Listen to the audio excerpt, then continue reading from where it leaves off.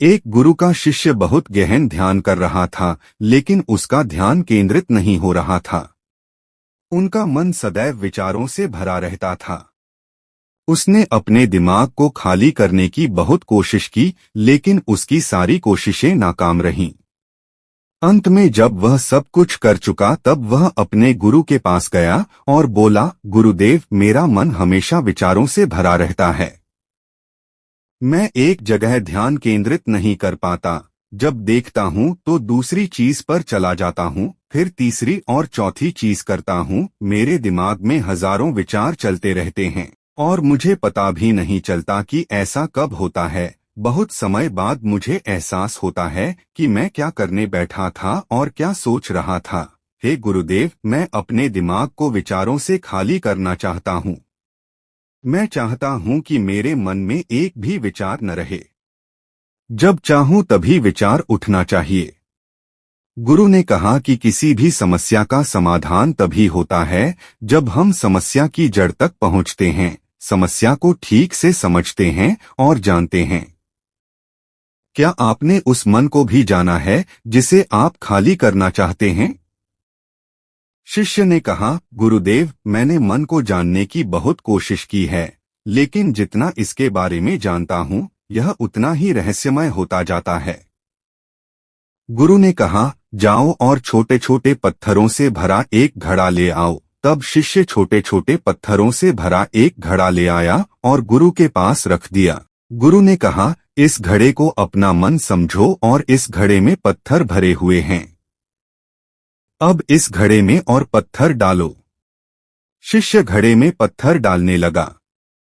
घड़ा पहले से ही भरा हुआ था। 12वां पत्थर रखते ही बाकी सभी पत्थर नीचे गिरने लगे।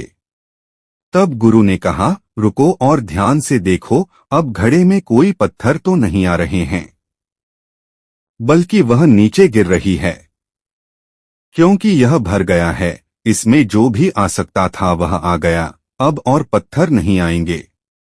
यदि आप दूसरा पत्थर लगाना चाहते हैं तो पहले पत्थरों को बाहर निकालना होगा। शिष्य ने तुरंत कहा, गुरुदेव, मैं समझ गया कि आप क्या कहना चाहते हैं, कि हमें अपने दिमाग को विचारों से खाली कर लेना चाहिए। गुरु मुस्कुराए और गुरु ने कहा, पहले पूरी बात समझो और फिर दिमाग को खाली करो। गुरु ने कहा कि हमारा मन इस घड़े के बिल्कुल विपरीत है। तुम घड़े को पत्थरों से तो भर सकते हो, लेकिन मन को विचारों से नहीं भर पाओगे। मन हमेशा खाली रहता है। शिष्य ने कहा, गुरुदेव, मुझे कुछ समझ नहीं आ रहा है। अगर दिमाग हमेशा खाली रहता है तो हम उसे खाली करने की कोशिश क्यों करते रहते हैं? इसकी क्या जरूरत है? गुरु ने कहा, इस घड़े से एक एक करके सारे पत्थर निकालो।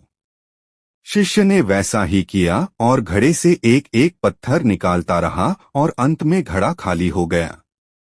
गुरु ने कहा, देखो, तुमने एक एक पत्थर निकाला, यह घड़ा खाली हो गया है। अब आप इस घड़े में कोई भी पत्थर डाल सकते हैं, दूसरा पत्थर डाल सकते हैं, या फिर वही पत्थर दोबारा डाल सकते हैं। आप इसे आधा भर सकते हैं या फिर पूरा भर सकते हैं।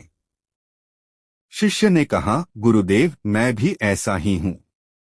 मैं बता रहा हूँ कि मन को खाली करना है। ये तो पत्थर हैं, इन्हें आसानी से निकाला जा सकता है और घड़ा खाली किया जा सकता है, लेकिन मैं अपने मन को कैसे खाली करूं? गुरु ने कहा, इस खाली घड़े में एक पत्थर डालो और 2 पत्थर निकाल लो।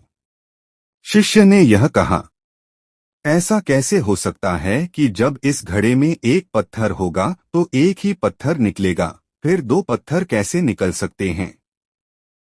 गुरु ने कहा, चलो ऐसा करो, इस घड़े में 2 पत्थर डालो और 4 पत्थर निकाल लो। शिष्य ने कहा, गुरुदेव, यह कैसे संभव हो सकता है?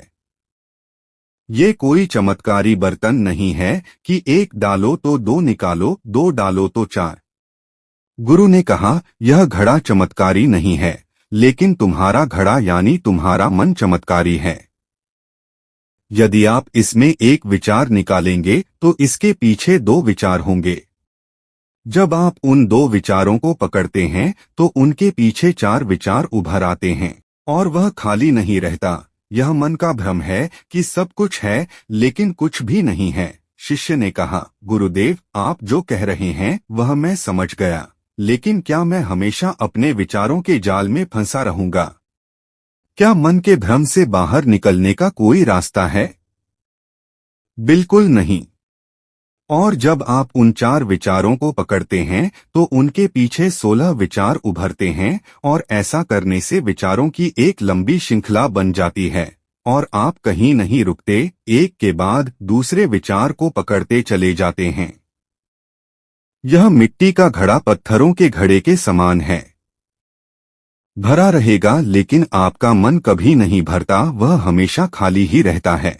हमारा दिमाग भी एक विचार के बाद हमारे लिए हजारों विकल्प खोल देता है और हम एक मुख्य विचार को छोड़कर उन हजारों विकल्पों में फंस जाते हैं। शिष्य ने कहा, मैं आपकी बात अच्छी तरह समझ गया हूँ, लेकिन अब मुझे क्या करना चाहिए? मेरा मार्गदर्शन करें। गुरु ने कहा, मन के जाल में मत उलझो, मन को खाली करने की कोशिश मत करो, अपना ध्यान इकट्ठा करो, एकाग्रता लाओ, जो भी कर रहे हो उसे अंतिम मानकर करो। ऐसे करो कि बाद में इसमें आपको कुछ भी करने की जरूरत नहीं है। और जब आप किसी दूसरे विचार पर काम करते हैं तो बस उसी पर काम करें, कोई दूसरा विचार नहीं। मन के भ्रम से बाहर निकलना इतना आसान नहीं है, लेकिन अभ्यास सब कुछ कर सकता है। शिष्य ने कहा, गुरुदेव, मैं भी ऐसा ही करूंगा। यह समझाने के लिए आपका बहुत बहुत धन्यवाद।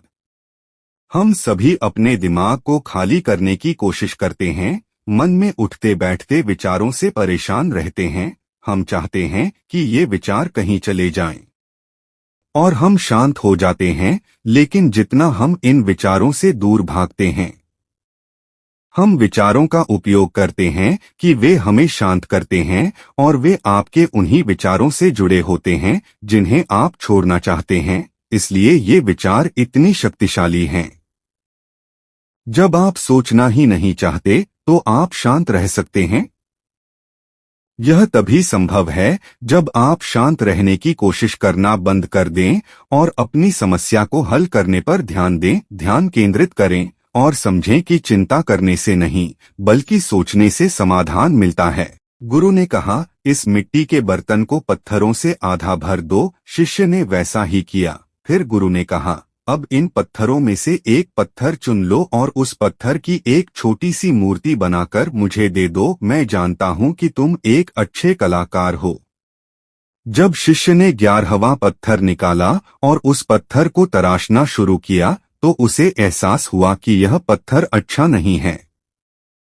तो उसने घड़े से दूसरा पत्थर निकाला, उसे वह पत्थर भी पसंद नहीं आया। फिर उसने तीसरा पत्थर निकाला, उसका रंग उसे पसंद नहीं आया। फिर उसने चौथा पत्थर निकाला, लेकिन उसे इस पत्थर में एक दोष निकला। इस प्रकार उसने लगभग सभी पत्थर बाहर फेंक दिए। उसे ऐसा करते देख गुरु ने कहा, वह पत्थर जो तुमने पहली बार निकाला था, यह समझकर उसी पत्थर की खोज करो कि तुम्हारे पास कोई दूसरा पत्थर नहीं है।